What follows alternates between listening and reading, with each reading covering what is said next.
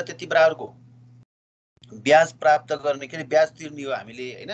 अब यस्ता ठुलठुला व्यापारीहरू जसले चाहिँ बजारमा अथवा मार्केटमा तलमाथि भएको बेलामा, मार्केट इन्ट्रेस्ट रेट घटेको बेलामा, मार्केटमा अपर्च्युनिटी आएको बेलामा पैसा प्रयोग गर्न सकियोस् भनेर यस्तो खालको लिमिट लिएर राख्ने चलन हुन्छ र उनीहरूले जति प्रयोग गरेका हुन्छन् त्यति प्रयोग गरेको ब्याजको उनीहरूले चाहिँ प्रयोग गरेको रकमको उनीहरूले ब्याज तिर्नुपर्छ।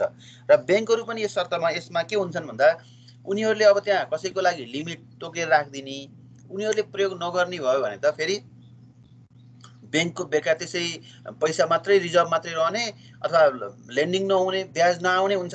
त्यसो भएपछि उनीहरूले के शर्त राखेका हुन्छन् भने त्यो अधिविकर्षण लोन लाँदाखेरि नै अथवा हामीले ओभरड्राफ्ट लोन दिँदाखेरि नै तपाईले लगेको लोनको कम्तीमा 60% तपाईले कन्ज्युम गरेकै हुनुपर्छ, तपाईले 40% कन्ज्युम गरेकै हुनुपर्छ अथवा 80% गरेकै हुनुपर्छ भनेर भन्छन्।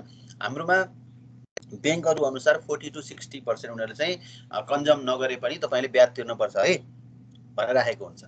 किनभने नत्र त ब्याङ्कमा मान्छेले लिमिट लिने, पैसा राख्ने, त्यही आफ्नो खातामै राख्ने, त्यसको चाहिँ अब आवश्यक पर्यो भने प्रयोग गर्नुलाई ब्याज तिर्नु पर्यो छैन गरे भनेर बस्न सक्छन्। त्यो कारणले गर्दा 80% तपाईले प्रयोग गर्नै पर्छ भन्ने हिसाबले प्रोभाइड गरेका हुन्छन्। यो प्रकारको लोन पनि हामीले ब्याङ्कहरूले प्रोभाइड गर्न सक्छन्। अर्को डिस्काउन्टिङ बिल अफ एक्सचेन्ज भन्ने छ। यो बिल अफ एक्सचेन्ज भन्ने तिमीहरूले कतै पढेको छौ यो भन्दा पहिला याद छ?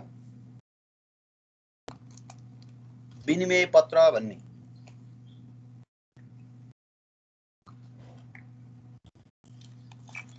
नेगोसिएबल इन्स्ट्रुमेन्टमा पढेको हो त।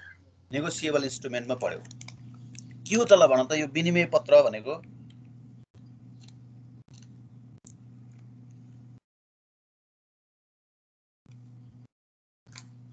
विनिमय पत्र भनेको चाहिँ के हो रे?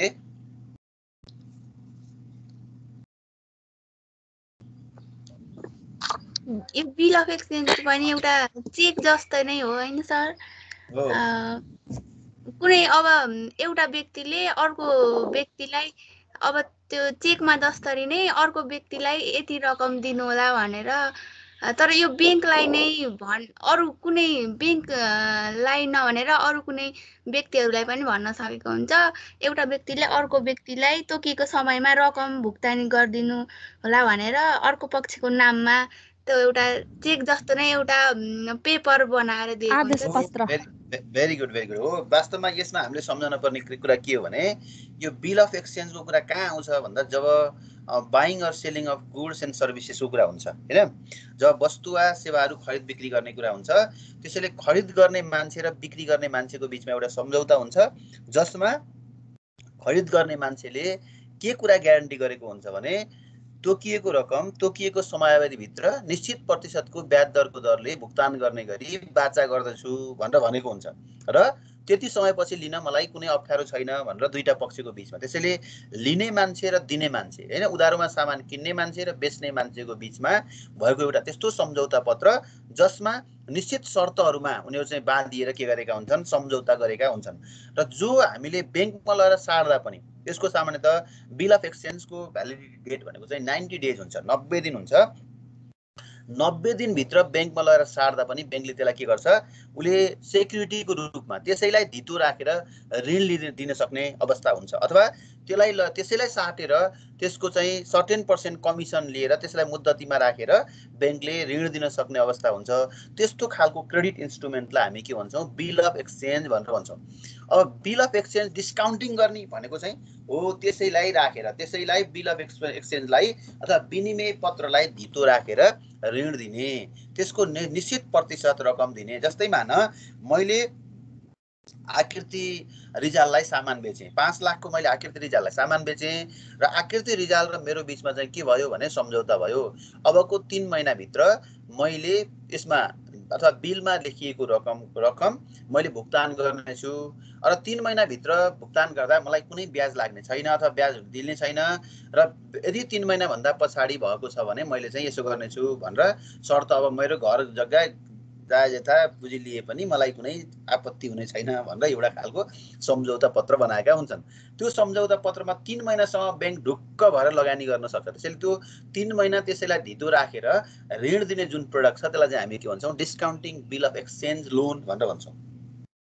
है त्यो 3 महिनासम्म राखेर दिन सक्ने। सामान्यतः बैंकहरूले यसमा चाहिँ जति लामो समयसम्म हामीले बैंकले विनिमय पत्र सार्छ त्यही अनुसार उसको मूल्य पनि के गरेर हुन्छ घटाएर दिएको हुन्छ र बैंकले यसरी घटाउने रकम जुन हुन्छ त्यसलाई चाहिँ हामीले ब्याज भनेर भन्छौँ है। अब मैले डिस्काउन्टिङ गर्ने भनेकै त्यही कमिसन लिने इन्ट्रेस्ट लिने लामो समय भयो भने किनभने किन लङ टर्म लोनको सर्ट टर्म लोनको भन्दा लङ टर्म लोनको इन्ट्रेस्ट रेट बढी हुन्छ भनेर भन्यो भने तिमीले के भन्छौ किनभने त्यसको रिस्क फ्याक्टरको कारणले गर्दा बढी हुन्छ हैन। अथवा त्यो रिस्क फ्याक्टर बढी हुन्छ लङ टर्ममा रिस्क फ्याक्टर बढी भएको हुनाले त्यो चाहिँ इन्ट्रेस्ट रेट बढी हुने हो। त्यसैले डिस्काउन्टिङ बिल अफ एक्सचेन्जमा पनि जति लामो समय हुन्छ त्यति रकम जस्तै मैले भने अगाडि 5 लाख भनेको छ भने अब 3 महिना 1 महिनाको लागि हो भने उले 5 लाखको कति पर्सेन्ट दिने हो, त्यसपछि 2 महिनाको लागि हो भने कति पर्सेन्ट दिने हो, 3 महिनाको लागि हो भने उले कति पर्सेन्ट दिने हो। त्यसैले हामीले यो डिस्काउन्टिङ बिल अफ एक्सचेन्ज पनि बैंकहरूले अब 40% 60% देखि यसै त्योभन्दा 80% पनि दिन सक्छन्। मैले यसको कसरी लोन दिन्छन् बैंकहरूले त्यसको बारेमा थोरै तिमीलाई अहिले यस पछाडी यो सबै प्रोडक्टहरु पढाइसकेपछि कुरा गर्छु। अर्को चाहिँ यो लोन एन्ड एडभान्स भन्छ। अब हामीले यो ऋण र पेस्कीहरु पनि बैंकले प्रोवाइड गर्न सक्छन् हैन। विभिन्न प्रकारका ऋण र पेस्की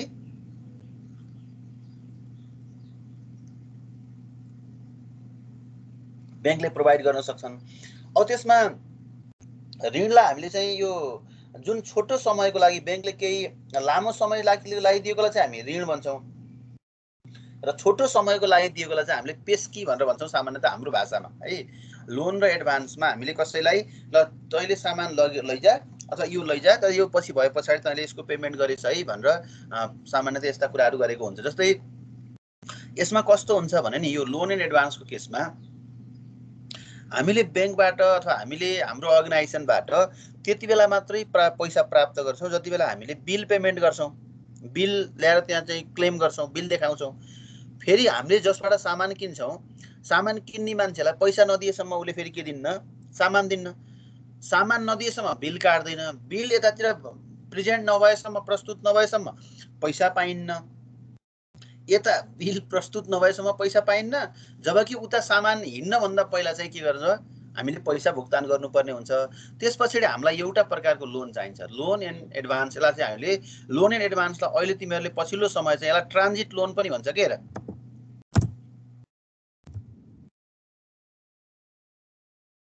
ट्रान्जिट लोन भन्ने पनि हुन्छ। ट्रान्जिट लोन भनेको चाहिँ बीचमा बस्दाखेरि बीचको समयसम्म हामीलाई के दिने लोन प्रोवाइड गर्ने। जस्तै मान अब हामीले कुनै कहीँबाट सामान किन्यौं, सामान किन्दाखेरि जस्तै तिमीले सुन किन्न सक्छौ, चाँदी किन्न सक्छौ, गरगहनाहरु किन्न सक्छौ, बैंक तथा वित्तीय संस्थाका शेयरहरु किन्न सक्छौ वा एटीएम मेसिनहरु किन्न सक्छौ। जे पनि किन्न सकिन्छ। त्यो किन्दाखेरि हामीले पैसा नदिएसम्म उले केही पैसा सर्टेन पैसा नदिएसम्म त उले सामान दिन्न। उले पैसा सामान दिन्न र फेरि यतातिर त्यसको सामान नदिएपछि उले बिल काट्दैन। बिल प्रस्तुत नगरेसम्म यताबाट पैसा प्राप्त हुन्न। त्यसो भएपछि के गर्न सक्छ भन्दाखेरि कोही व्यक्तिलाई अथोरिटी दिएको हुन सक्छ, राइट दिएको हुन सक्छ संस्थाले, ल त्यो व्यक्तिलाई खरिद गर्नको लागि जिम्मा दियो भनेर भन्यो भने त्यो लेटर लिएर जानुपर्छ। त्यो लेटर लिएर गइसकेपछि हामीले चाहिँ तपाईले कति पर्सेन्ट एडभान्स तिर्नुहुन्छ भन्छ उले। जसले बेच्ने हो त्यसले एडभान्स कति तिर्नुहुन्छ भनेर भन्छ। एडभान्सको रूपमा बैंकले त्यो व्यक्तिलाई अथवा त्यो डिपार्टमेन्टलाई एडभान्सको रूपमा लोन दिन्छ, व्यक्तिलाई एडभान्सको रूपमा लोन दिन्छ र व्यक्तिले फेरि उतातिर के गर्छ भन्दाखेरि त्यो पैसा जति एडभान्सको रूपमा त्यसलाई पेमेन्ट गर्छ र सामान ल्याउँछ। बिल पुरै रकमको ल्याउँछ जसले गर्दा उले के गर्न सक्छ त्यसलाई चाहिँ म्यानेज गर्न सक्छ। जस्तै त्यो भनेको अर्थ के हुन सक्छ भन्दाखेरि जस्तै तिमीहरूले लोन एन्ड एडभान्सको केसमा अझ सजिलो तरिकाले बुझ्ने हो भने मैले एउटा एक्जाम्पल तिमीहरूलाई क्लासमा दिएको थिएँ। ग्लोबल बैंकले संघाई बैंक अफ चाइनासँगबाट एउटा एटीएम मेसिन खरिद गर्ने निर्णय गर्यो है। संघाई बैंक अफ चाइनाले ग्लोबल बैंकलाई चाहिँ के गरिदियो भन्दाखेरि ल सामान दिएपछि यसमा केही समस्या छैन भनेर नेपाल राष्ट्र बैंकले त्यसमा चाहिँ बसेर हैन त्यसमा त्यसलाई चाहिँ हामीले लेटर अफ क्रेडिटको एलसी को रूपमा ग्यारेन्टी चाहिँ नेपाल राष्ट्र बैंक बस्दियो। नेपाल राष्ट्र बैंक बस्दाखेरि त्यहाँ ग्लोबल बैंकले के गरिदियो भने नेपाल राष्ट्र बैंकलाई तपाईलाई चाहिँ हाम्रो एटीएम मेसिनको 40% अमाउन्ट चाहिँ हामीले पहिल्यै तिर्छौं र बाँकी 60% पैसा चाहिँ तपाईलाई के गर्छौं हाम्रो मेसिन आइसकेपछि तिर्छौं। त्यसैले अब के गर्छ नेपाल राष्ट्र बैंकले भन्दा त्यो 40% पैसा लैजान्छ, संघाई बैंक अफ चाइनालाई दिन्छ, त्यसपछि संघाई बैंक अफ चाइनाले मेसिन पठाउँछ, मेसिन पठाइसकेपछि बिल पठाउँछ र बिल पठाइसकेपछि ग्लोबल बैंकबाट सबै पैसा लैजान्छ र ब्याज सहितकोलाई तिर्दिन्छ, संघाई बैंक अफ चाइनालाई तिर्दिन्छ। त्यस्तो खालको हामीले अहिले ट्रान्जिट लोन बाटोमा आउँदाखेरि लाग्ने अथवा त्यसमा चाहिँ निश्चित समयको सामान हामीसम्म आइपुग्दाखेरि जति प्रकारको लोन दिन्छ त्यो चाहिँ ट्रान्जिट लोन भनेर भन्छ। यो एउटा हामीले क्याश लोन भन्ने हुँदो रहेछ र स्टक सेक्युरिटी राखेर लिने लोन, ओभरड्राफ्ट लोन भन्ने हुँदो रहेछ हैन। हाम्रो चाहिँ खातामा भएको पैसा भन्दा बढी पैसा गर्न पाउने discounting bill of exchange, bill of एक्सचेन्जलाई डिस्काउन्ट गर्ने लोन प्रोडक्ट पनि हुँदो रहेछ। र अर्को हामीले सामान त्यसको लोन र एडभान्सहरू अथवा हामीले सर्ट टर्म र लङ टर्मको लागि एडभान्सको रूपमा पनि हामीले लोन दिन सक्दा रहेछौँ, त्यसको पनि बैंकले ब्याज लिँदो रहेछ। यो बाहेक धेरै प्रकारका लोनहरू हुन्छन् हाम्रोमा। त तिमीहरूले अगाडि मैले भने जस्तै हायर पर्चेज लोन भन्ने हुन्छ हैन। हायर पर्चेज भनेको भेहिकलहरूको लागि उनीहरूले लोन प्रोभाइड गर्छन् भने हायर पर्चेज लोन हुन्छ। सेक्युरिटी लोनहरू हुन्छ, सेयरहरू किन्नको लागि, डिबेन्चरहरू किन्नको लागि लोन प्रोभाइड गरेर त्यसलाई सेक्युरिटी लोन हुन्छ। त्यस्तै गरेर हामीले चाहिँ मोर्टगेज लोनहरू जग्गा धितो राखेर हामीले ल्याउने खालको लोन हुन सक्छ। सेक्युर्ड लोन र मोर्टगेज लोन भनेको सेक्युर्ड लोन भनेको सेक्युरिटीहरू सेयरहरू मुद्दत धितो राखेर लिने हो, अनि मोर्टगेज लोन भनेको जग्गा जमिनलाई धितो राखेर लिने लोनहरू हुन सक्छन्। यी विभिन्न प्रकारका अरू पर्सनल लोनहरूका विभिन्न बैंकहरूले विभिन्न प्रकारका प्रोडक्टहरू के गरेका हुन सक्छन्, लोन प्रोडक्टहरू डेभलप गरेका हुन सक्छन्। अब बैंकले त्यसरी ती चीजहरूलाई धितो राखेर लिँदाखेरि कति पैसा दिन्छन् त नि। अब कति पैसा दिने हो भन्दा त्यसमा चाहिँ अब दुईटा कुराहरू हुन्छ हेर। एउटा हामीले बैंकले कति पैसा उनीहरूलाई प्रोभाइड गर्ने भन्ने सन्दर्भमा है, बैंकले उनीहरूलाई कति पैसा प्रोभाइड गर्ने भन्ने सन्दर्भमा दुईटा चीजहरू हामीले यहाँ हेर्नुपर्छ। एउटा चाहिँ तिमीहरूले मार्केट भ्यालु भन्ने हुन्छ है, मार्केट भ्यालु भन्ने हुन्छ, र अर्को के हुन्छ भन्दा चाहिँ गभर्नमेन्ट भ्यालु भन्ने हुन्छ।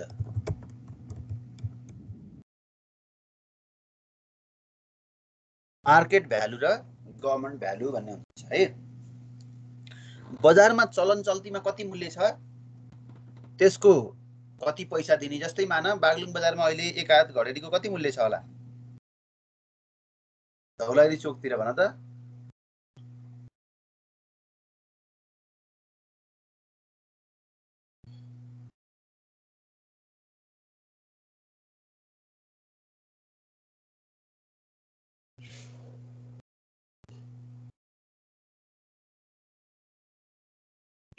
₹4 लाख हात होला सर। कति होला भन त दुर्गाले 4 लाख हात भने। 4 लाख होला। 3 लाख होला सर। हो 10 देखि 15 होला सर। हजुर लागिरी चोक हो भने 10-15 होला। त्यहाँ त जग्गै छैन है सर ठ्याक्क। मैले तिमीहरूले माथि एसबीआई बैंकको घर देखेछौ? एसबीआई एसबीआई बैंक बसेको घर साथीमा रे। सर देखेछौँ। लालीगुराँस चोक भन्दा तल्लोपट्टि हैन? हजुर हजुर। आज भन्दा 1 वर्ष अगाडि त्यो घरको तथा त्यो एक हात जग्गाको 18 लाख हातको दरले कारोबार भएको। एक हात जग्गाको मूल्य चाहिँ 18 लाखमा कारोबार भएको। त्यो ठ्याक्कै धौलागिरी चोकको आडमा पहिला एउटा फेन्सी थियो, अहिले एउटा सुन चाँदी पसल हो कि के पसल खोल्दैछ। त्यसको आजभन्दा 6 महिना पहिला 8 लाख रुपियाँमा, एक त्यसको पिछाड कम छ, त्यही भएर 8 लाख रुपियाँमा कारोबार भएको है। अब हामीले त्यसमा अब लम्बाइ कति छ, पिछाड कति छ, यी सबै कुराहरू हुने भयो। तर मेरो विचारमा 8-10 लाख 15 लाख रुपियाँ त्यहाँको हात छ। त्यो चाहिँ एक हातको जस्तै मान 8 लाख रुपियाँ 10 लाख रुपियाँ हुन्छ। तर गभर्नमेन्ट भ्यालु चाहिँ त्यति हुन्न हेर। जस्तै तिमीले 10 हात जग्गा त्यहाँ किन्यौ भने 10 हातको दरले किन्यौ भने 10 लाख × 10 को दरले 1 करोड पर्यो। तर गभर्मेन्ट भ्यालु चाहिँ त्यति हुन्न। गभर्मेन्ट भ्यालु चाहिँ जस्तै 1 आनाको यति भन्ने हुन्छ, एकदम थोरै हुन्छ। गभर्मेन्ट भ्यालु सरकारी मूल्य चाहिँ एकदम थोरै हुन्छ। त्यो दुईटा मार्केट भ्यालु र गभर्मेन्ट भ्यालु दुईटालाई जोड्छ है। जस्तै मान मैले अगाडि भनेकोमा तिमीहरूले जस्तै के हुन सक्छ भन्दाखेरि मार्केट भ्यालु जस्तै मान अब 1 करोड भयो रे हैन,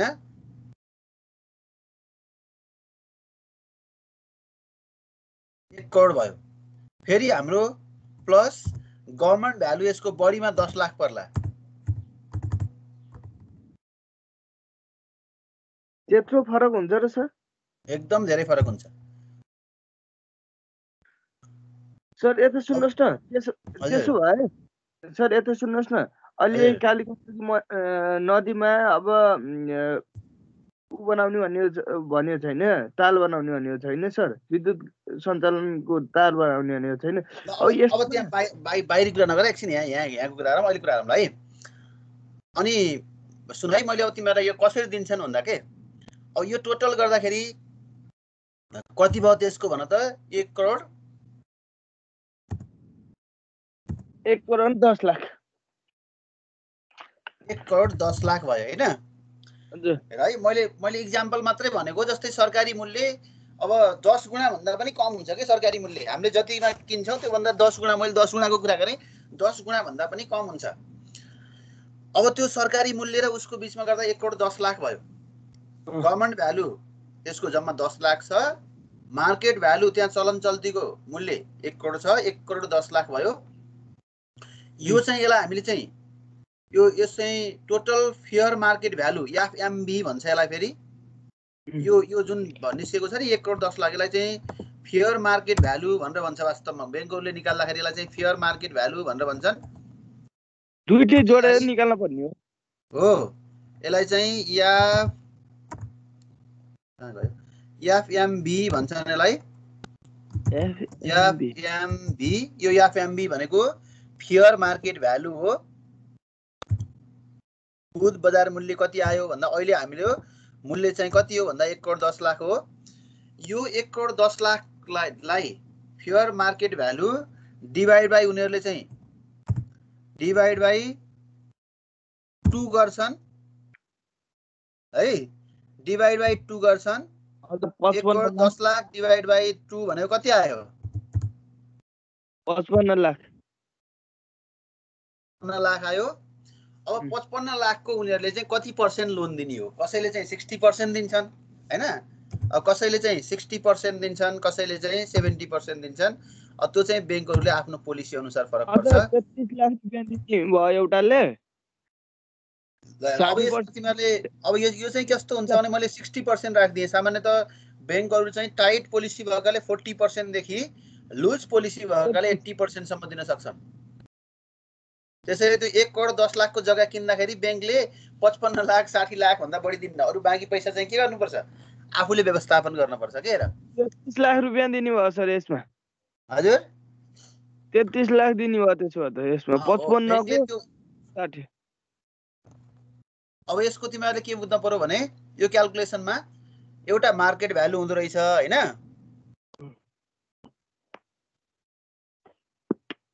माथि गरेछ एउटा मार्केट भ्यालु हुँदो रहेछ। दोस्रो के हुँदो रहेछ? गभर्नमेन्ट भ्यालु हुने रहेछ। गभर्नमेन्ट भ्यालु हुँदो रहेछ। त्यसो भए टोटल भ्यालु आउँदो रहेछ। टोटल भ्यालु हामीले फेयर मार्केट भ्यालु भन्दा रहेछौँ। Fair market value divide by 2 भनेको चाहिँ ग्यारेन्टिङ लोनको भ्यालु आउँछ। अमाउन्ट यतिसम्म दिन सकिन्छ भन्ने यसको म्याक्सिमम लोन प्रोभाइड गर्न सक्ने अमाउन्ट हो। यो 55 लाख भन्दा बढी त कसैले पनि दिँदै दिन्नन् हैन, यो भन्दा बढी त। तर के हुन सक्छ भन्दा ब्याङ्कले अब कसैले 100% सहकारीहरूले भन्यो भने 55 लाखको 55 लाख दिन सक्छन्, 55 लाखको त्यो भन्दा बढी दिन सक्लान्। अब ब्याङ्कहरूले चाहिँ कमर्सियल ब्याङ्कहरूले सामान्यतः 60% उनीहरूले 70% सम्म पनि एनआइसी एसिया ब्याङ्कले 70% पनि दिएको छ अहिले। यो 60-70% अथवा 40% देखि 70% सम्म यिनीहरू जान सक्छन् र त्यसरी लोन प्रोभाइड गर्न सक्छन् भन्ने कुरा मैले तिमीहरूलाई यो ग्यारेन्टिङ लोन भन्नेमा सिकाएँ। यो कुरा अलिअलि कन्सेप्ट बुझियो? व्यवहारिक कुरा भएको हुनाले मैले सिकाएको हो। हजुर सर यो बुझ्यो होइन? हजुर।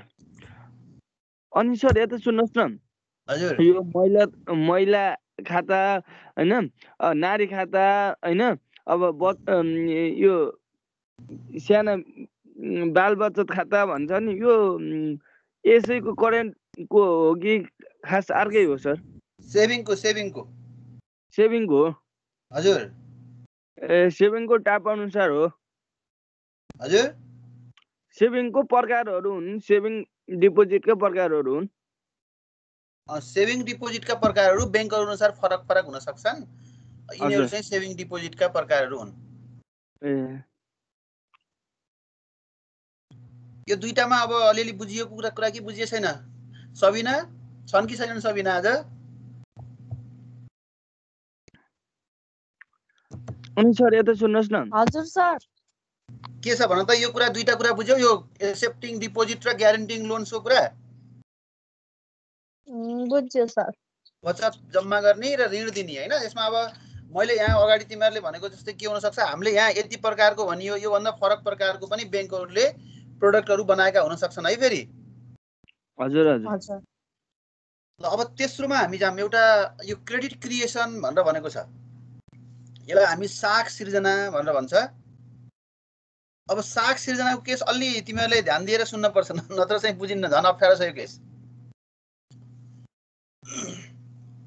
ब्याङ्कहरूले कसरी कम रकम जम्मा गरेर धेरै रकम ऋण दिन्छन् भन्ने केस हो यो है।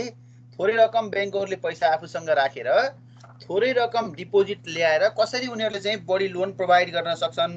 अथवा हामीले कर्जा सिर्जना गर्ने भनेको एउटा मानिसले जम्मा गरेको रकमबाट उसले जम्मा गरेको रकम भन्दा बढी ऋण दिन सक्ने क्षमता हो।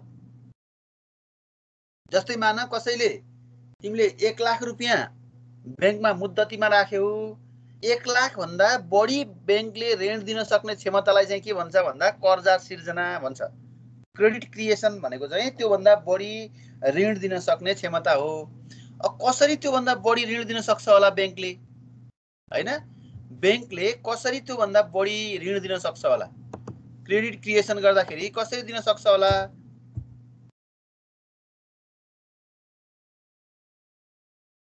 कसरी सक्छ होला भन त? 1 लाख रुपैयाँ भएपछि 1 लाख भन्दा बढी त सक्दै नसक्नु पर्ने हो।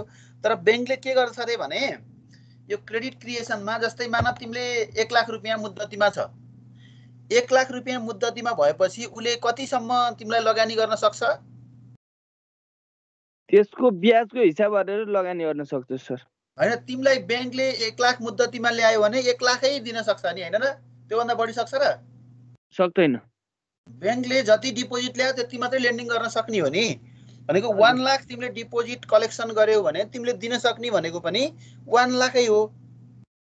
तर ब्याङ्कले के गरिदिन्छ भने ब्याङ्कले दिन सक्ने 1 लाख हो हेर है, ब्याङ्कले दिन सक्ने त 1 लाख हो। तर 1 लाख मध्ये उसले के भनिदिन्छ, मैले दिने तपाईलाई 1 लाख हो, तर 1 लाख मध्ये तपाईले अहिले कति मात्रै प्रयोग गर्नुहोस्? 50% मात्र प्रयोग गर्नुहोस्। यसको 50% मात्रै तपाईले अहिले भर्खरै प्रयोग गर्न सक्नुहुन्छ भन्छ। अब 1 लाखको 50% मात्रै भन्यो भने उसले अब कति अहिले तिमीलाई दिने भयो? 50,000। 50,000 तिमीलाई दिने भयो। तर तिमीलाई लोन उसले कति दिएको हो? 1 लाखै दिएको, एक हिसाबमा हैन, 1 लाखै दिएको। तिमीलाई 1 लाख नै लोन दिएको। तर उसले भनेको के मात्रै हो भने अहिले भर्खरै तपाईले धेरै प्रयोग नगर्दिनुस्। कति मात्रै प्रयोग गर्नुस् लिमिट? 50,000 मात्र। 50,000 मात्रै प्रयोग गर्दिनुस्। तिमीले 50,000 पैसा लग्यौ हैन? अब ब्याङ्कले फेरि थप कति लगानी गर्न सक्ने भयो त? 50 थप्न अन्न सक्ने भयो। ब्याङ्कले कति थप्न सक्ने भयो भने फेरि 50,000 त फेरि थप्न सक्ने भयो नि त उसले।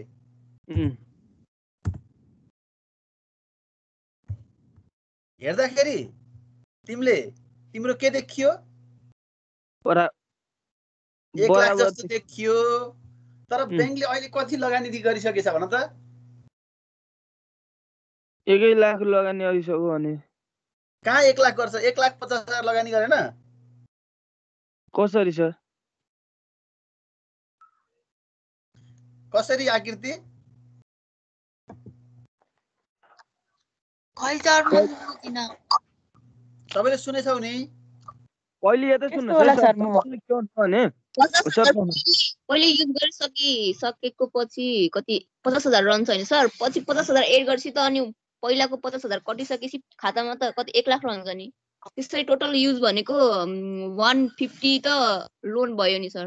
हो गुड 1,50,000 उसले लोन डिस्बर्स गर्न सक्यो जबकि उसले डिपोजिट ल्याएको कति पैसा हो 1 लाख 1 लाख हो के 1 लाख हो यसलाई के भन्छ भने क्रेडिट क्रिएसन भन्छ हेर तिमीलाई उसले जम्मा दिन सक्ने सबैले ध्यान देऊ है यो क्रेडिट क्रिएसन तिमीले यो आएर बुझ्यौ भने बुझ्छौ नभए त्यहाँ बुकमा हेरेर बुझिन्न अब यो साख सिर्जना भनेको के हो भन्दाखेरि बैंकले संकलन गरेको निक्षेप भन्दा बढी लगानी गर्न सक्ने क्षमता हो है साख सिर्जना गर्ने भनेको डिपोजिट कलेक्सन गरेको भन्दा लेन्डिङ गर्न सक्ने क्यापासिटी चाहिँ excess capacity over then deposit capacity अथवा डिपोजिट अमाउन्ट हो जस्तै मान इक्जाम्पलको लागि हामीले बैंकले चाहिँ 1 लाख रुपैयाँ कसैबाट मुद्दती ल्याएको छ बैंकले 1 लाख मुद्दती ल्याउनको लागि 1 लाख नगदै ल्याउनु पर्छ नत्र हामीले अब मैले 50,000 पछि ल्याउँछु अहिले 50,000 ल्याउँछु मेरो 1 लाखको मुद्दतीको रसिद बनाइदिनुस् भनेर बैंकले बनाइदिन्न 1 लाख नै दिन पर्छ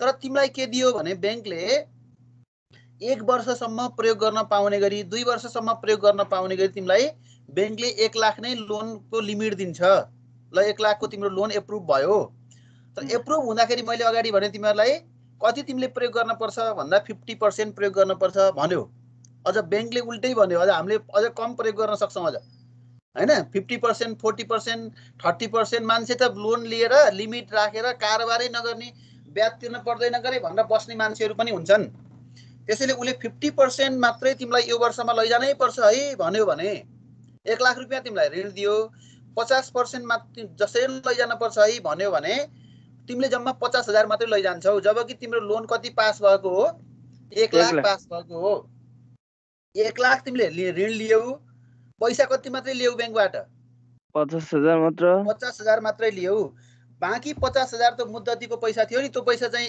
1 लाख मध्ये 50,000 तिमीले लियौ भने 50,000 अर्कालाई लगानी गर्न सक्छ सक्दैन त नि सक्छ 50,000 अर्कालाई सक्छ अझ तिमीले अझ पनि अझ लामो गएर बुझ्यौ भने त के हुन सक्छ त्यो 50,000 पनि दुई जनालाई हुन सक्छ के हैन र 25 नि हुन सक्ने भयो भन्न खोजेको त्यो चाहिँ अब 50,000 को लिमिट दिएर फेरि 25,000 गर्न पनि सक्छ त्यसैले त्यो डिपोजिट अमाउन्ट भन्दा बढी लेन्डिङ गर्न सक्ने जुन क्यापासिटी छ त्यसलाई चाहिँ क्रेडिट क्रिएसन भनेर भन्छ तिमीहरूले बुझ्ने कुरा यही हो सर यता सुन्नुहोस् न सर यता सुन्नुहोस् न मानौँ कि मैले ग्लोबल आइएमई मा अहिले 1 लाख रुपैयाँ छ मेरो हैन खातामा छ गुड त्यहाँबाट मैले 1 लाखकै लोन लिन खोजे हैन 1 लाखकै लोन लिन खोज्यौ हैन त्यसमा 50% मात्र 50,000 रुपैयाँ मात्र मलाई दियो मैले अगाडि तिमीहरूलाई भनेको एक्जाम्पल अनुसार जति मिल्छ त्यति दियो मान न जस्तै मैले अब त्यो डीबी को डिस्ट्रेस भ्यालु भन्छ त्यसलाई डिस्ट्रेस भ्यालुको कति % दियो 60% दियो कि 80% दियो कि कति दियो 50,000 मानम कि 50,000 दियो भन्न खोजेको के 50,000 दियो अनि त्यो 50,000 मा मेरो 50,000 लर डिपोजिट गरेको मानम कि एक्स मान्छेलाई दियो अर्को मान्छेलाई दियो हैन अनि त्यहाँ बिचमा मैले अब बैंकको तर्फबाट हेर्नु पर्यो हैन हामीले बिचमा मान्छेहरू अरु मान्छेहरूले डिपोजिट गरेका हुन्छन् त्यो साइकल चाहिँ एकाउन्टिङ साइकल चलेको चलै हुन्छ हैन तिमीले बाँकी 50,000 ल्याउँछौ फेरि अर्को ठाउँमा त्यस्तै लगानी गरिसकेको हुन्छ बचत आएको हुन्छ त्यसैले बचत आउने लगानी गर्ने बचत आउने लगानी गर्ने गर्दा जति बचत आएको छ त्यो भन्दा बढी उसको के देखिन्छ अनि हामीले यसो हेर्दाखेरि यहाँ त 50% भएपछि त यतापट्टि साम भयो नि कहाँ त बढी लगानीहरू त मेरोको 1 लाख रुपैयाँले मैले राखेको 1 लाख डिपोजिटले त्यसैले कसरी 1,50,000 को डिपोजिटहरू त नि उके लगानीहरू त नि भन्न खोजेको मैले तिमीले 1 लाख रुपैयाँ राख्यौ हैन हजुर तिमीले 1 लाख रुपैयाँ राखेर तिमीले कति ऋण लिन पाउँछौ रे अघि मैले भने त्यहीको एक्जाम्पल भनौँ न ल तिमीले कति ऋण लिन पाउँछौ रे 1 लाख रुपैयाँ मुद्दतीलाई धितो राखेर कति ऋण लिन पाउँछौ 50 अनि त्यसो भने हैन मैले कति भने मैले भन त पुष्पा 60% भन्नु हैन र माथि डिपोजिटमा फिक्स डिपोजिटको मैले एक्जाम्पल गर्दाखेरि तिमीहरूले जस्तै 1 लाख रुपैयाँ राख्यौ भने कति पर्सेन्ट 90%। हो 90% प्लस 2% इन्ट्रेस्टमा भनेको तिमीले 1 लाख रुपियाँ राख्यौ भने तिमीले कति मात्रै ऋण निकाल्न पाउने भयो 90,000। 90%। 90,000 जबकि तिम्रो ऋण कति हो 1 लाखको हो अर्को 10 अरूलाई दिन्छ कि दिन्न दिन्छ। अनि मुद्दतीमा राखेको पैसाको त 1,10,000 राख्यो त 1 लाख राखेको हो त्यसको चाहिँ कति बनायो 1,10,000। 1,10,000 गरायो मैले यहाँ दिएकोमा त यो त कति हुन सक्छ भने 1 लाखको 2 लाख क्रिएट गर्न नि सक्छ के र बैंकले कति पर्सेन्ट दिन्छ भन्नेमा डीबी को कति पर्सेन्ट हो भन्ने बुझ्नुपर्छ हामी डिस्ट्रेस भ्यालुको मैले डिस्ट्रेस भ्यालु भनेको फेयर मार्केट भ्यालु र डिस्ट्रेस भ्यालु भन्ने हुन्छ त्यो डिस्ट्रेस भ्यालुको कति पर्सेन्ट दिने हो त नि हैन कति पर्सेन्ट दिने हो त्यसको आधारमा जति थोरै पर्सेन्ट दिन्छ त्यति धेरै मार्केट क्रिएसन क्रेडिट क्रिएसन के हुन्छ बढी हुन्छ सर यता सुन्नुहोस् न त्यसो भए सर यता सुन्नुहोस् न त्यसो भए मेरो 1 लाख रुपियाँमा 90,000 रुपियाँ मलाई लोन दियो तर 1 लाखकै ब्याज लिन्छ 90,000 को ब्याज लिन्छ तर तिम्रो लिमिट कति हुन्छ 1 लाख हुने हो लिमिट 1 लाख हुन्छ त्यसो भए त 90,000 रुपियाँ मलाई दियो 10,000 रुपियाँ एक्स मान्छेलाई दियो हैन उसले त एक हिसाबले मसित 1 लाखकै अरे 90,000 तिमीलाई दियो 90,000 मा तिमीलाई दिँदाखेरि तिमीले जति 1 लाख को ब्याज पाउँथ्यौ त्यो भन्दा बढी ब्याज उले 90,000 बाट तिमीलाई बढी लिसक्यो कि सकेन 90,000 बाट तिमीलाई 1 लाख को भन्दा नि बढी ब्याज लिसक्यो उता थप उले थप लगानी गर्यो के अब मानम कि अब म एक हिसाबले म सहकारी यहाँ बसे हैन सर मैले तपाईसित 1 लाख रुपियाँ मागे हैन जुन तपाईले राख्नु तपाईले मलाई लोन दिनु पर्यो भने मसँग आउनु हो मैले चाहिँ तपाईलाई ल 90,000 रुपियाँ दिए हैन तपाईले मैले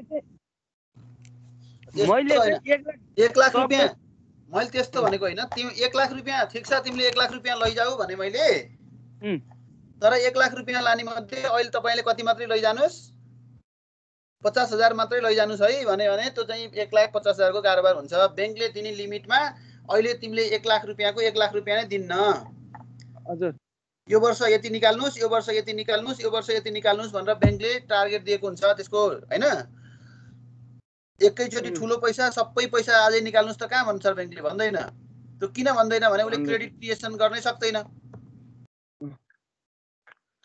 त्यो कारणले क्रेडिट क्रिएसन भनेको तिमीहरुलाई मैले यहाँ बुझाउँदाखेरि एक्जाम्पल जति जसो बुझे पनि तिमीहरुले 1 लाख को 2 लाख भनेर बुझे पनि 1 लाख को 1,50,000 बुझे पनि 1 लाख को 1,10,000 भनेर बुझे पनि तर के कुरा बुझ्न पर्यो भने डिपोजिट गर्ने डिपोजिट क्यापासिटी भन्दा लेन्डिङ क्यापासिटी बढी हुने भनेको चाहिँ के रहेछ क्रेडिट क्रिएसन रहेछ यो कुरा चाहिँ ठीक छ यहाँ यता सुन्नुहोस् न यहाँ मैले मुख्य कुरो बुझ्न गाह्रो भयो क्या मानम कि एउटा सहकारीमा मानम कि ल तपाईको घरपालुवा सहकारी छैन त्यसमा मैले काम गरे हैन तपाईले त्यहाँ 1 लाख रुपियाँ डिपोजिट गर्नु हैन अब म चाहिँ अब मैले के भने तपाई फेरि लोन लिन आउनु 1 लाख को अनि मैले तपाईलाई के भने 90% हो नि त्यसमा 90 को 45,000 रुपियाँ अहिले लैजानुस् बाँकी 45,000 रुपियाँ पछि अर्को वर्ष लैजानुस् भनेर भने हैन मैले त्यसमा भन्न पाउन्नौ ए त्यो मुद्दतीमा त तिमीले 90% दिने 90,000 दिनै पर्छ अहिले भक्करै मुद्दतीमा अहिले भक्कर तिमीले 90,000 पैसा ल्याएर राखेको अरु जस्तै तिमीले घर जग्गा यताउति कुरा हो भने घर जग्गा अरु धितो राखेर लानी हो भने यति पैसा लैजानु ए त्यसो भए मुद्दतीमा त्यस्तो भन्न पाइएन मुद्दतीमा 90,000 दिए हैन मैले तपाईलाई भन्न पाइएन मुद्दतीमा 90,000 दिए हैन तपाईलाई हजुर अनि मैले त्यहाँ 90,000 को लोन इन्ट्रेस्ट लिन्छु कि 90,000 बढीको लिन्छु तपाईको क्षेत्रमा मात्र 10,000 आउँछ 90,000 को ब्याज लिन्छौ जबकि त्यो 90,000 को ब्याज भनेको तिमीले 1 लाख को दिने ब्याज भन्दा नि बढी हुन्छ ए त्यो मैले 2% ल्याउँछ नि त त्यही भएर त्यो बढी हुन्छ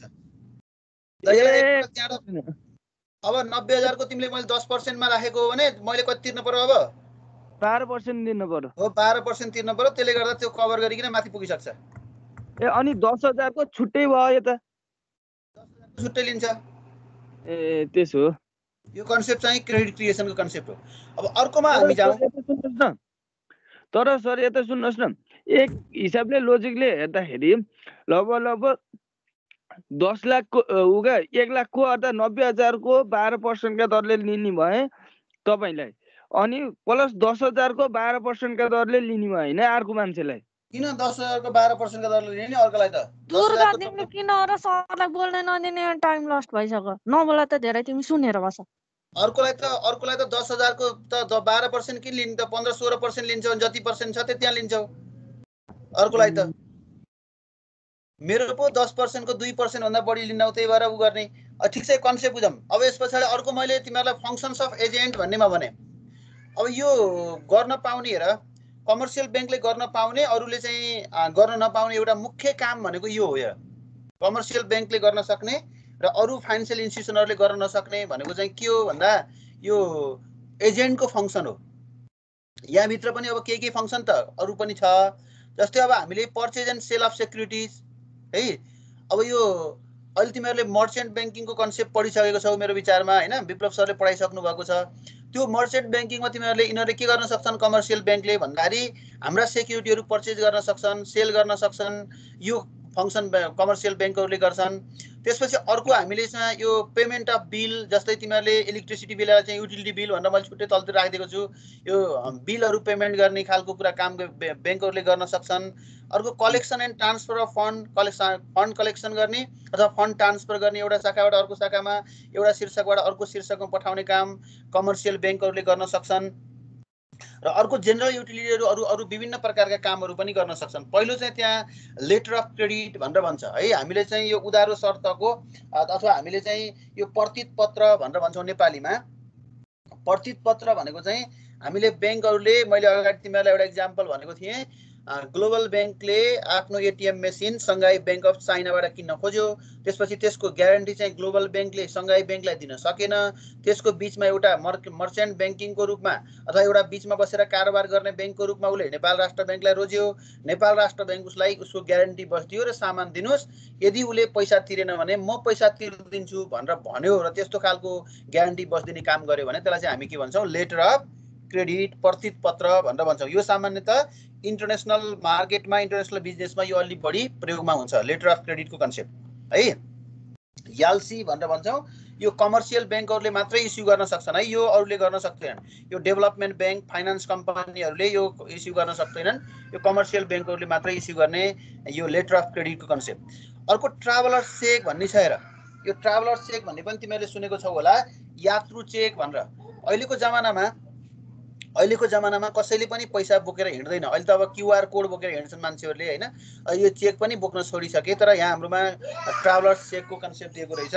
यो ट्राभलर चेक भनेको चाहिँ यात्रा गर्ने मानिसहरूले हैन, त्यो विभिन्न ठाउँहरूमा जाँदाखेरि वाणिज्य ब्याङ्कहरूलाई अथवा ग्राहकको सरलताका लागि यो विभिन्न प्रकारका कार्डहरू अथवा हामीले त्यसको चाहिँ कार्ड हुन सक्छन्, डेबिट कार्ड हुन सक्छ, क्रेडिट कार्ड हुन सक्छ, जस्ता खालका विभिन्न प्रकारका इन्स्ट्रुमेन्टहरू इस्यु गर्छ र जो हामीले लगेर पेमेन्ट गर्दाखेरि अथवा देखाउँदाखेरि त्यहाँ चाहिँ प्रेजेन्ट गर्दाखेरि ब्याङ्कहरूले पैसा दिन्छ। त्यसलाई चाहिँ हामी ट्राभलर चेक भनेर भन्छौँ। यात्रुहरूलाई अहिले त यो ट्राभलर चेक पनि मान्छेले चेक लिएर हिँड्न छोडिसकेर एउटा चाहिँ क्युआर कोड लिएर हिँड्ने र त्यो क्युआर कोडको माध्यमबाट उनीहरूले पेमेन्ट गर्ने यो खालको सुविधा पनि ब्याङ्कहरूले दिन सक्छन्। तर हाम्रो यहाँ चाहिँ यो ट्राभलर चेकमा तिमीहरूले डेबिट कार्ड, क्रेडिट कार्डको कन्सेप्ट सम्झ है। ट्राभलर चेकहरू भनेको मान्छे विभिन्न ठाउँमा यात्रा गर्छन् हैन, विभिन्न ठाउँमा यात्रा गर्दाखेरि जस्तै मानव मेरो ब्याङ्कमा, मेरो ग्लोबल ब्याङ्कमा खाता छ, तर मेरो त्यहाँ चाहिँ के भयो भने ग्लोबल ब्याङ्कको खाता नभएको, ग्लोबल ब्याङ्कको शाखा नभएको अथवा त्यहाँ त्यसको एक्सेस नभएको ठाउँमा म पुगेँ। तर अब मैले त्यहाँ कारोबार गर्दाखेरि एटिएम मैले या सिटी छ भने मैले के भने या सिटी मेसिन जुन ब्याङ्कमा चल्छ त्यो ठाउँमा मैले गएर त्यसलाई साट्न सक्ने भएँ, अथवा एटिएमबाट झिक्न सक्ने भएँ, अथवा डेबिट कार्ड हो, क्रेडिट कार्ड हो प्रयोग गर्न सक्ने भएँ, अथवा क्युआर कोड हो भने क्युआर कोड मैले प्रयोग गर्न सक्ने भएँ। यो पनि ब्याङ्कले प्रोभाइड गर्ने अर्को प्रकारको फ्यासिलिटी हो। अर्को लकर फ्यासिलिटी भन्छ। लकर फ्यासिलिटी तिमीहरूले बुझेको छौ। लकर फ्यासिलिटी भनेको चाहिँ अहिले अब जहाँसुकै जतासुकै रिस्क छ र हामीले हाम्रा एसेट्सहरूलाई अथवा हाम्रा जो टेन्जिबल एसेट्सहरू छन् ती एसेट्सहरूलाई जतासुकै राख्ने कुरा जोखिमको हिसाबले पनि ठिक छैन र त्यसमा अब ब्याङ्क मानिसहरूले के गर्न सक्छन्, सेक्युरिटीको रूपमा त्यसलाई ब्याङ्कमा राख्न सक्छन्। जस्तै गहनाहरू, सुनहरू हैन, अथवा अरू बहुमूल्य सामानहरू केही छन् भने ब्याङ्कमा एउटा लकर फ्यासिलिटी भन्ने हुन्छ। त्यो लकर फेसिलिटी लिएर एउटा उनीहरूले बक्स कतिवटा बक्स किन्ने हो त्यो बक्स किनेर त्यहाँ लगेर मान्छेहरूले सामान राख्ने र सामान राखिसके पछाडि 1 वर्षको 100 रुपियाँ 200 रुपियाँ ब्याङ्कलाई चार्ज तिर्ने र आफ्नो त्यो सुविधा पनि प्रयोग गर्न सक्छन्। अर्को सुविधा भनेको लकर फेसिलिटी भनेको हामीले सामान राखे बापत ब्याङ्कलाई प्रोभाइड गर्ने पैसा हामीले प्राप्त गर्छौँ र त्यो सामान राख्न ब्याङ्कले दिन्छ। उसको ब्याङ्कले पैसा राख्ने ठाउँलाई के भन्छन् थाहा छ? ब्याङ्कले पैसा राख्ने ठाउँलाई के भन्छ? जहाँ हाम्रो ब्याङ्कले पैसा राख्छन् नि त्यो पैसा राख्ने ठाउँलाई के भन्छन् थाहा छ?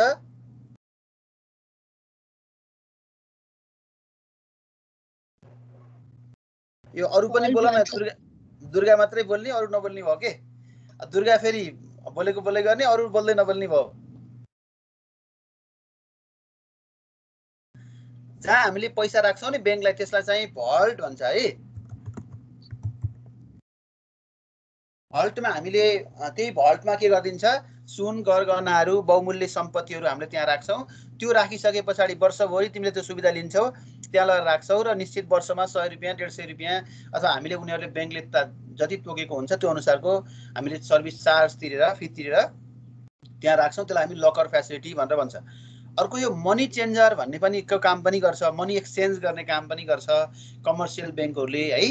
कमर्सियल ब्याङ्कहरूले गर्ने अर्को मनी चेन्जको कुरा अथवा एक्सचेन्जको कुरा पनि हो। यो कमर्सियल ब्याङ्कले यो दुईटा काम, यो मनी चेन्जरको काम र लेटर अफ क्रेडिटको काम, यो त तिमीहरूले सम्झ। यो दुईटा चाहिँ कसले बाहेक अरूले दिन सक्दैन भन्दाखेरि अरू ब्याङ्कहरूले कमर्सियल ब्याङ्क बाहेक अरूले दिन सक्दैनन् है। मनी चेन्जर भनेको चाहिँ जस्तै US डलर साट्ने, त्यसपछि गएर अब के भन्छ चाइनाको के हो अरे, चाइनाको करेन्सीलाई के भन्छन्?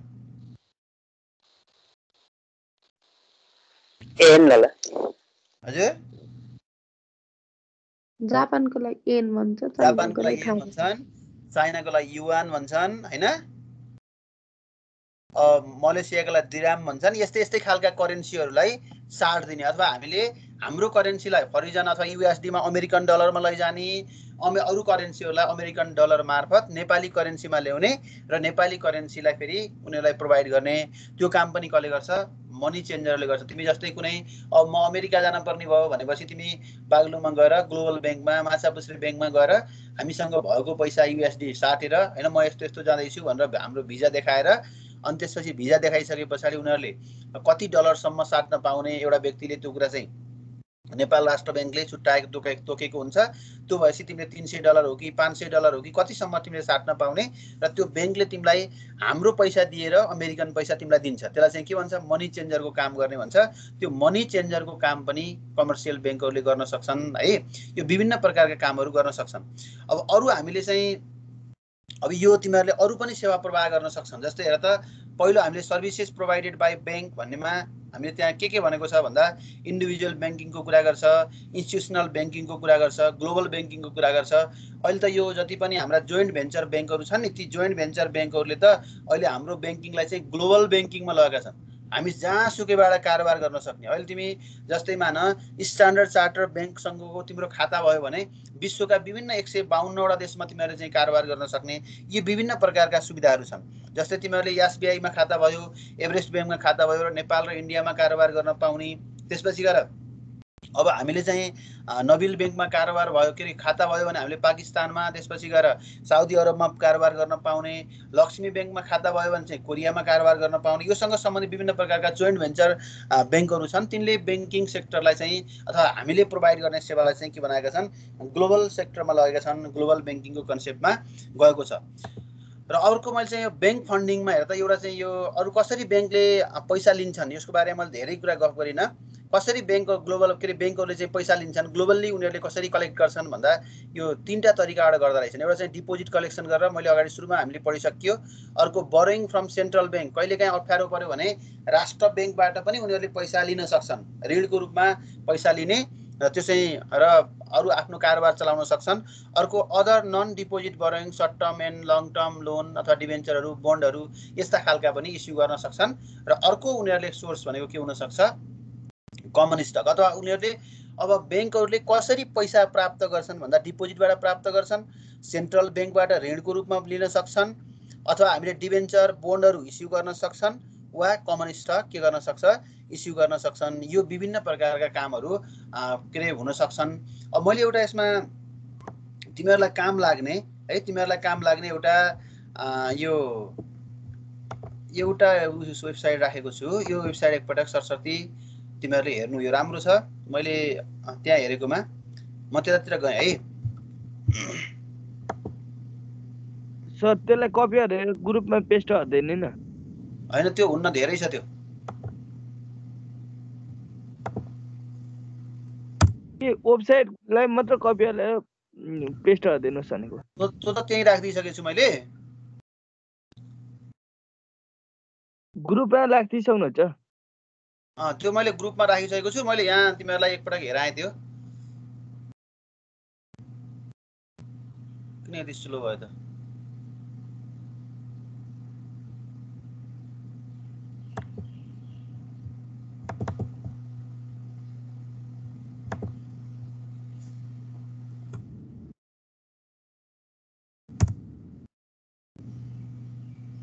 सर ग्रुपमा आएको छैन त? ग्रुपमा होइन, मैले त्यही उसमा राखेको। स्लाइडमा देखिएन अहिले स्लाइड? स्लाइडमा भन्दा नि ग्रुपमा त्यो कपी गरेर राखिदिनु नि सर, सजिलो हुन्छ भनेर। ल ल ल अब यो खुल्ला छ, ठिक छ। मैले यो ग्रुपमा राखिदिउँला। यसमा तिमीहरूलाई यसले कुरा गरेको छ। यो पछाडिको बाँकी कुरा चाहिँ मैले यो क्यापिटल रिक्वायरमेन्टको केस चाहिँ भोलि गर्छु है। यो भयो तिमीहरूलाई यहाँ देखाउनु पर्ला भनेको, देखिएन क्या, स्लो भयो।